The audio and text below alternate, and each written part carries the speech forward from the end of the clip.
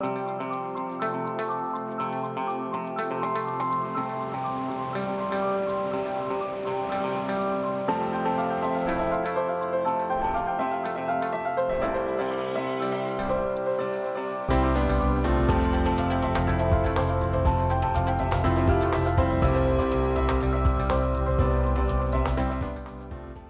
afternoon. Thanks for joining us across the fence. I'm Fran Stoddard. An unexpected accident or illness can strike at any time. That's why it's important to think about and plan for future medical decisions in case you're unable to speak for yourself. The Vermont Ethics Network is a statewide nonprofit that works to raise awareness about choices in healthcare, as well as the ethical issues and values involved in those choices. A large part of the network's focus is its Taking Steps Vermont program. Taking Steps Vermont provides education and resources about advanced care planning, including the tools to document healthcare decisions. To learn more, I'm joined this afternoon by Cindy Bruzzese. Cindy is the Executive Director of Vermont Ethics Network, or VEN. In addition to her role at VEN, Cindy is also a clinical ethicist at UVM Medical Center, and she chairs the Ethics Committee for the state's Department of Disabilities, Aging, and Independent Living. Good afternoon, Cindy, and what an interesting focus that you work on. Welcome to Across the Fence. Thanks for having me. So let's start with the basics. What is advanced care planning? So advanced care planning is, at its very basic, just this process of thinking about, having conversations, and ultimately documenting your preferences and priorities for future healthcare in the event that you're unable to speak for yourself. It's really just that simple. It's about thinking about what matters most to you, having conversations with friends and family about what those things are, and then documenting them in a legal document, which we have in Vermont, an advanced directive, which is available in all states, so that those wishes can be known and respected ultimately if and when the need arises where we need to be looking for more information when you can't give it for yourself. Right, which includes a healthcare agent, among other things that we will get to. So what is a healthcare agent, and who's my default agent if I don't have one? So a healthcare agent is a person that you name in advance. So an adult would select a person or people who know them well, who they want to have serve as the decision maker in the event that they can't speak for themselves. We used to call this a durable power of attorney for healthcare, but when Vermont updated their advanced directive laws in early 2000s, we kind of changed the naming. You may also hear this referred to as a healthcare proxy, but essentially what this is, it's the who. Who makes decisions if I can't make decisions for myself? And it is the default decision maker we look to first and foremost, the person that someone has named. If you haven't done this, and I think this speaks to your other follow-up question, which if you haven't done this and named someone expressly in an advanced directive document, it's not automatically your next of kin who will be making decisions for you. Vermont does not have a default surrogacy law. That's what we call it. We call surrogates are in general people who are not the patient who are making decisions, right? And we have special kinds of surrogates. Probably the gold standard surrogate is a healthcare agent. It's the adult person that an individual names to make decisions if they are unable. And if they haven't done that, Vermont law is just silent on who will be the person to make those decisions if a person can't do it for themselves. Wow, I know some states do have laws, but we don't. So who knows? It's whoever is there. So this person is really important. So what does a healthcare agent? What are they required to do, and what qualities make a good one?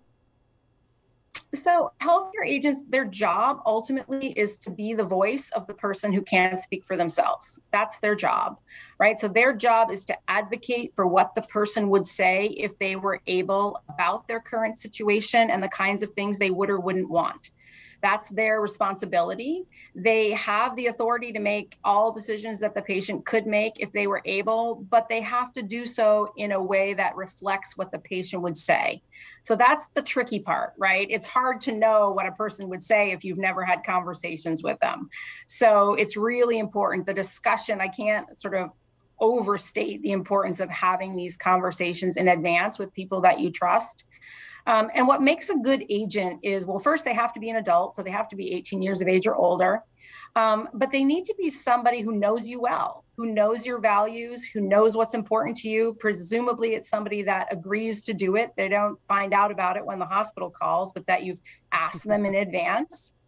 And they need to be able to advocate for what you want as well as what you don't want. And be that voice that the healthcare team can turn to say, what do you think they would say if they were able about this situation? How have they made decisions in the past? What matters most to them? And that's what they need to do. What they can't do is they can't make decisions based on their own goals and values.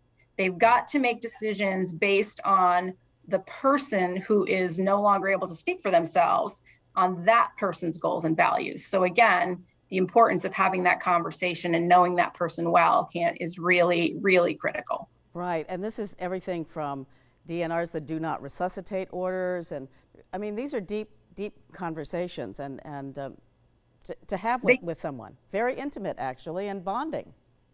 Yeah, I mean, I think it's a great opportunity to get to know somebody, to understand what matters most to them. And I think the ultimate thing about these people, these healthcare agents, as well as the documents that maybe give more specifics about what matters most, is that the goal here is to try to ensure that the care and treatment that somebody wants aligns with what they get. I mean, that's the ultimate goal of advanced care planning, and having a plan in place, a who, in terms of who makes the decisions if we need to, but also the what. What's important? What do we need to know about you to take good care of you? Right.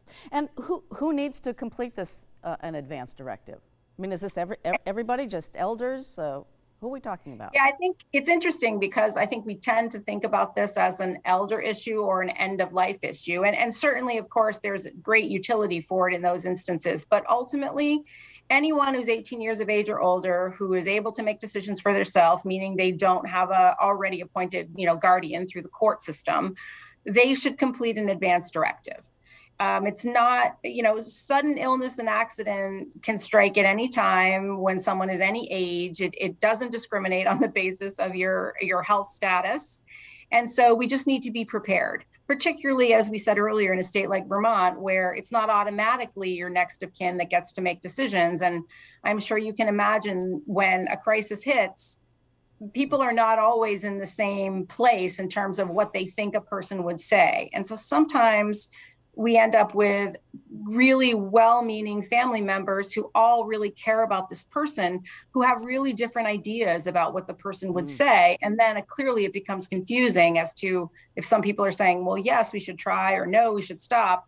We don't have a default decision maker, so it becomes uncertain what the path forward will look like. Right, it becomes very difficult. So how does one complete an advance directive and appoint a healthcare agent?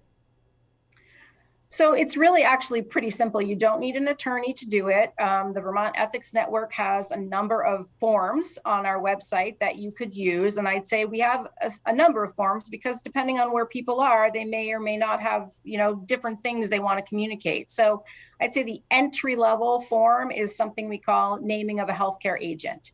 And really, that's all it does. It just names a healthcare agent. It says who you want to make decisions for you. It allows you to give information about who your healthcare providers are, to name additional people in your life that you want to make sure that are included. Even though they're not the decision maker, they certainly can have access to information. It also allows you to say who you don't want to have included in decision making, because sometimes people really don't want certain individuals involved in decision making about their healthcare. And then it just needs to be signed in the presence of two witnesses. Witnesses cannot be the person you're naming as your agent and your immediate family members. So spouse, children, grandchildren are not allowed to serve as witnesses on these documents, but healthcare providers can, friends can, neighbors, and there's no notary requirement either. I think sometimes people get confused because in some states you have to have a notary, but in Vermont there's no notary requirement. But just a witness that's outside the family. And then you distribute those copies so people have them. You can easily accessible. And also, so two witnesses should sign. It's you sign in the presence of two witnesses. Okay, great. And then Vermont also has something called the Advance Directive Registry. So what is that, and how do you know you're on it? How do you get it into the registry? Yeah, Vermont and the Vermont legislature were really at the forefront of this. We developed back in 2007 a secure repository where people can send their advance directive documents. So this is just an online secure database where someone completes an advance directive, they mail it to the registry, and then, and now we can email it or you can fax it. So there's multiple ways to get your document to the registry. They scan it in, and it becomes available to healthcare providers across the state and actually beyond, certainly. And it allows for immediate access to someone's wishes in the event that a sudden illness or accident strikes and they can't speak for themselves. So it's really important, and I think it's a great service to Vermonters. It's free. There's no cost to Vermonters to send their document there.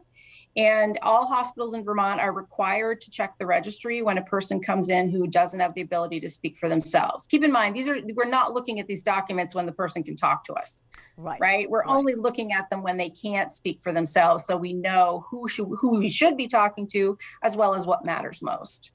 And then if, I've completed my advance directive, so I'm all set, right?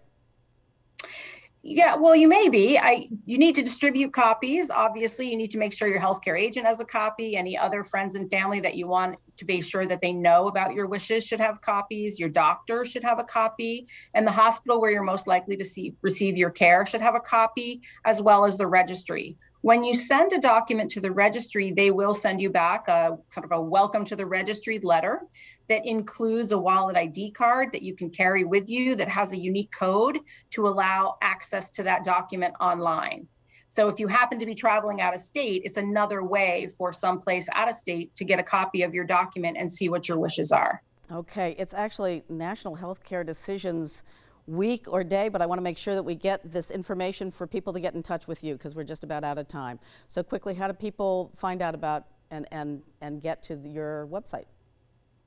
Well, they can visit our website. It's vtethicsnetwork.org, or they can call our office, 802-828-2909, and the number's there. And we have a multitude of resources that really would help people sort of explore what is the right document for them, what's the tool that they need to communicate their wishes in advance. And we have folks who can talk you through the process, email you forms, and walk you through what's needed. Fantastic. We hope everybody has these conversations and makes these forms complete. Thank you, Cindy. Thanks so much for having me. It's been a pleasure. And thank you for joining us across the fence. I'm Fran Stoddard. Stay well.